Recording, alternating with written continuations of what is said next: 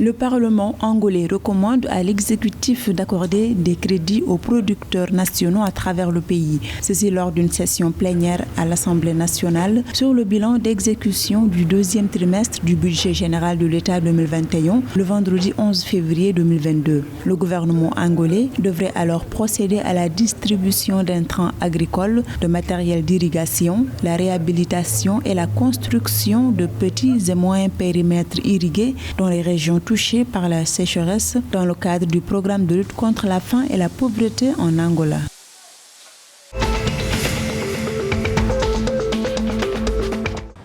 En Afrique du Sud, le gouvernement a décidé d'améliorer le système de délivrance des visas. Ainsi, l'exécutif sud-africain ambitionne de booster les entrées dans son territoire. Ce projet vise à moderniser davantage les procédures. Toutefois, les demandes de visa concernées sont celles dans le tourisme, les affaires et le travail. À ce titre, l'Afrique du Sud espère attirer de bons profils pour son économie et accélérer la reprise du secteur touristique.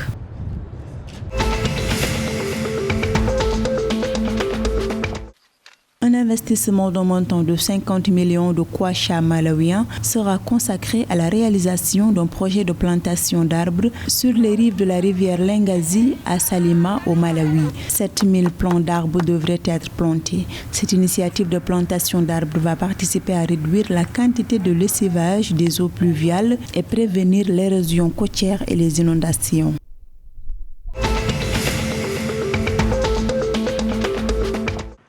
Le gouvernement zambien envisage de tirer profit des batteries et des énergies renouvelables. Avec la quantité nécessaire du minerai du cobalt pour la fabrication des véhicules électriques dont dispose le pays, il devrait bénéficier d'un avantage comparatif pour la facilité de distribution à travers la région et également en Europe. La Zambie ambitionne de se positionner sur le secteur des véhicules électriques, estiment les autorités du pays.